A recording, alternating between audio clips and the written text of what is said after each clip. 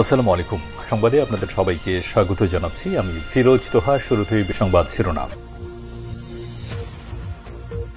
বাংলাদেশের সর্বশেষ গুরুত্বপূর্ণ আপডেট সংবাদে আপনাকে স্বাগত। শুরুতেই সংবাদ শিরোনাম, পরে বিস্তারিত। প্রথমে জানাবো, একটি বদলির জন্য 1 কোটি টাকার অফার এসেছিল বলেন শিক্ষা উপদেষ্টা। শিক্ষা ব্যবস্থা স্বচ্ছ ও দুর্নীতিমুক্ত করতে জিরো টলারেন্স নীতিতে অবস্থানের কথা উল্লেখ করেছে শিক্ষা উপদেষ্টা অধ্যাপক ড চৌধুরী রফিকুল আবরার। জানিয়েছেন, ব্যক্তিগতভাবে একটি বদলির জন্য তার কাছে 1 কোটি টাকা ঘুষের প্রস্তাব এসেছিল। আজ আসন্ন এইচএসসি পরীক্ষা এবং অন্যান্য বিষয় নিয়ে সাংবাদিকদের সঙ্গে মতবিনিময় সভায় শিক্ষার দুর্নীতির চিত্র তুলে ধরতে গিয়ে সব কথা বলেছেন শিক্ষা উপদেষ্টা। জানাবো, যে কোনো হুমকি মোকাবেলায় প্রস্তুত ইরান। যুক্তরাষ্ট্রকে ইরানের সেনাবাহিনীর হুঁশিয়ারি। যে কোনো শত্রুর ষড়যন্ত্র এবং কৌশলগত ভুলের মুখে ইরান সব সময় সব স্তরের হুমকির মোকাবেলায় সম্পূর্ণ প্রস্তুত রয়েছে বলে যুক্তরাষ্ট্রকে হুঁশিয়ারি দিয়েছে দেশটির সেনাবাহিনী। আজ খামেনির ৩৬তম মৃত্যুবার্ষিকী উপলক্ষে দেয়া এক বিবৃতিতে বাহিনীটি এই হুঁশিয়ারি দিয়েছে। এরপর জানাবো, পারমাণবিক কর্মসূচি নিয়ে ইরানের পক্ষে অবস্থান নিল রাশিয়া। ইরানের পারমাণবিক কর্মসূচি শান্তিপূর্ণ আখ্যা দিয়ে দেশটির পক্ষে অবস্থান করেছে রাশিয়া। সম্প্রতি ক্রেমলিনের মুখপাত্র দিমিত্রি পেসকভ স্পষ্টভাবে জানান, মস্কো তার জায়গা থেকে স্পষ্ট যে তারা ইরানের পারমাণবিক শান্তিপূর্ণ কর্মসূচিতে সমর্থন করে। এদিকে রাশিয়ার প্রতি কড়া বার্তা ট্রাম্পের, প্রয়োজনে নিষেধাজ্ঞার ইঙ্গিত। হোয়াইট হাউসের প্রেস সেক্রেটারি ক্যারোলাইন লেভিট বলেছেন, প্রয়োজনে প্রেসিডেন্ট ডোনাল্ড ট্রাম্প রাশিয়ার উপর নিষেধাজ্ঞা আরোপ করতে পারে। খবর এনডিটিভির। জানাবো, ভারতের উত্তর পূর্বাঞ্চলে বন্যায় মৃত বেড়ে ৪৪। আসাম সহ উত্তর পূর্ব ভারতের বেশ কয়েকটি রাজ্যে বন্যা পরিস্থিতি ভয়াবহ রূপ নিয়েছে, যেখানেই দুর্যোগে মৃতের সংখ্যা দাঁড়িয়েছে ৪৪ জনে। এর মধ্যে কেবল আসামেই মারা গেছে ১৭ জন। আজ এক প্রতিবেদনে এই তথ্য জানিয়েছে বার্তা সংস্থা রয়টার্স। প্রিয় দর্শক, এতক্ষণ শুনছিলেন সংবাদ শিরোনাম, এবারে বিস্তারিত। তবে তার আগে বন্ধুরা, অনুরোধ থাকবে এই সংবাদটিতে একটি লাইক দিন। এই চ্যানেলে আপনি নতুন হয়ে থাকলে আমাদের সংবাদটি দেখতে দেখতে চ্যানেলটি সাবস্ক্রাইব করে রাখুন। কমেন্ট করে বন্ধুরা আপনার মূল্যবান মতামত জানিয়ে দিন আপনি বিশ্বের কোন দেশ থেকে বা বাংলাদেশের কোন স্থান থেকে আমাদের সংবাদটি দেখছেন এবং শুনছেন। আর বন্ধুরা, গাজা যুদ্ধে আপনি যদি নিরীহ ফিলিস্তিনিদের ভালোবেসে থাকেন, কমেন্টে ইয়েস লিখে বিশ্ববাসীকে জানিয়ে দিন। সংবাদটি আপনার সোশ্যাল মিডিয়া ফেসবুকে শেয়ার করে বন্ধুদেরও দেখার সুযোগ করে দিন। এবারে বিস্তারিত। শিক্ষা ব্যবস্থা স্বচ্ছ ও দুর্নীতিমুক্ত করতে জিরো টলারেন্স নীতিতে অবস্থানের কথা উল্লেখ করেছে শিক্ষা উপদেষ্টা অধ্যাপক ড চৌধুরী রফিকুল আবরার। জানিয়েছেন, ব্যক্তিগতভাবে একটি বদলির জন্য তার কাছে 1 কোটি টাকা ঘুষের প্রস্তাব এসেছিল। আজ আসন্ন এইচএসসি পরীক্ষা এবং অন্যান্য বিষয় নিয়ে সাংবাদিকদের সঙ্গে মতবিনিময় সভায় শিক্ষার দুর্নীতির চিত্র তুলে ধরতে গিয়ে সব কথা বলেছেন শিক্ষা উপদেষ্টা। তিনি বলেছেন, বাংলাদেশে কি ধরনের শিক্ষা ব্যবস্থা রয়েছে আপনারা একবার ভাবুন। যে আমাকে একটি বদলির জন্য শুধুমাত্র আমার একটা সিগনেচারের প্রয়োজন ছিল, আর তার জন্য আমাকে 1 কোটি টাকা ঘুষ দিতে চেয়েছিল।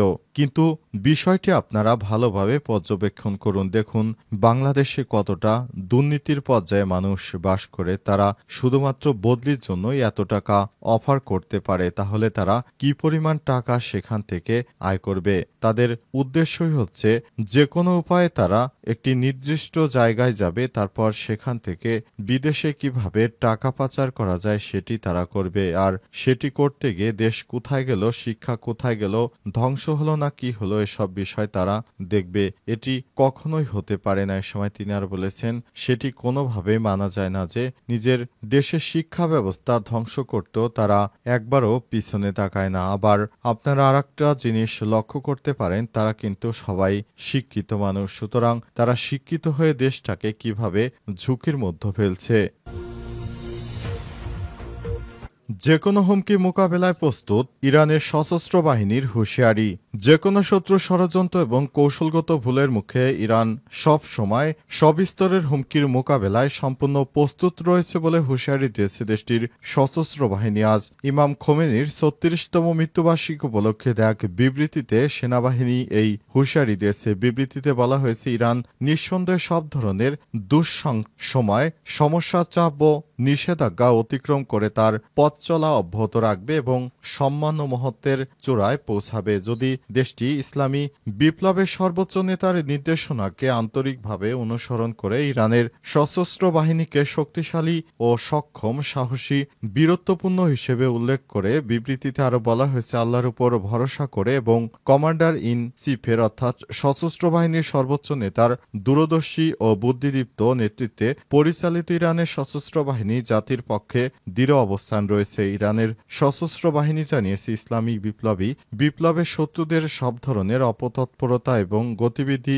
নিবিড়ভাবে পর্যবেক্ষণ করা হচ্ছে। যে কোনো ধরনের শয়তানি ষড়যন্ত্র বা কৌশলগত ভুলের তাৎক্ষণিক জবাব দেওয়ার জন্য বাহিনী সদা প্রস্তুত রয়েছে।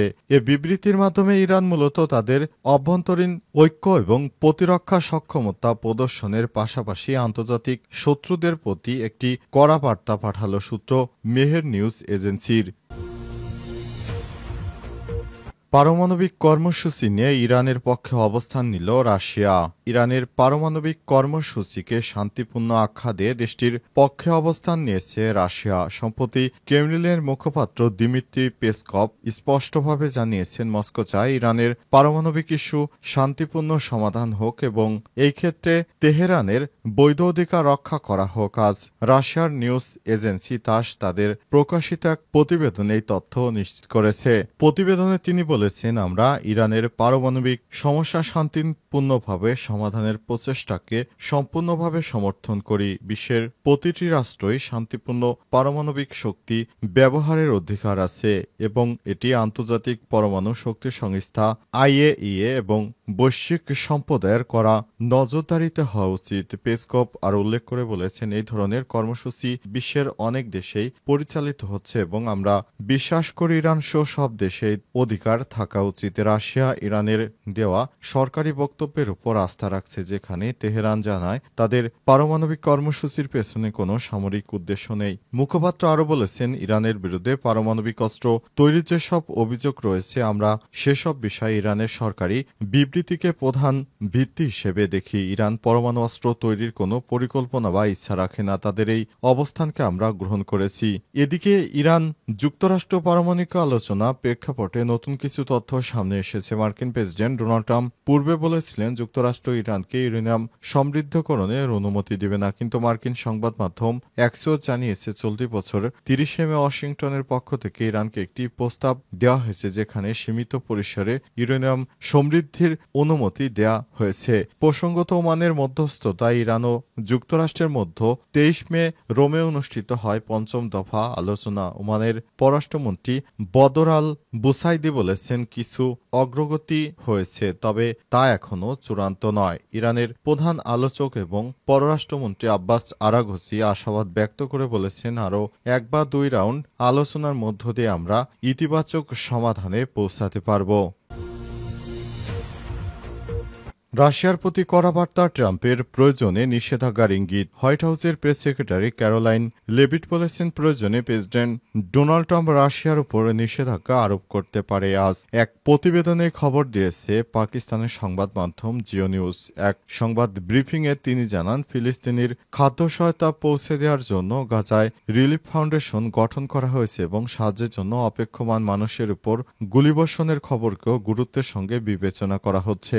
লেভিট আরও জানিয়েছে, ইউক্রেনে ড্রোন হামলার বিষয়ে প্রেসিডেন্ট ট্রাম্প আগে থেকে জানতেন না, তবে ইউক্রেন যুদ্ধের শান্তিপূর্ণ সমাধান নিয়ে তিনি এখনও আশাবাদী। তিনি বলেছেন, প্রেসিডেন্ট ট্রাম্প আসন্ন ন্যাটো সম্মেলনে অংশ নেবেন এবং বর্তমানে যুক্তরাষ্ট্রের বিভিন্ন দেশের সঙ্গে ইতিবাচক বাণিজ্য চুক্তিতে যুক্ত রয়েছে। লেভিট আরও জানিয়েছেন, প্রেসিডেন্ট ট্রাম্পের বিশেষ দূত স্টিভ উইটকফ ইরানকে একটি পারমাণবিক চুক্তির প্রস্তাব দিয়েছে। তিনি সতর্ক করে বলেছেন, ইরান যদি এই প্রস্তাব প্রত্যাখ্যান করে তবে তা তা মারাত্মক পরিণতি ডেকে আনতে পারে। এ কারণে ইরানের উপর যে কোনো সময় নিষেধাজ্ঞা দিতে পারে যুক্তরাষ্ট্রের নতুন প্রেসিডেন্ট ডোনাল্ড ট্রাম্প। তিনি বলেছেন, ইরানকে আমরা বলেছি তোমরা কোনোভাবেই পারমাণবিক কর্মসূচি চালাতে পারবে না, সেটি যে কোনো পারমাণবিক কর্মসূচি হোক না কেন সেটা তারা চালাতে পারবে না, এই ঘোষণা দিয়েছে মার্কিন যুক্তরাষ্ট্র।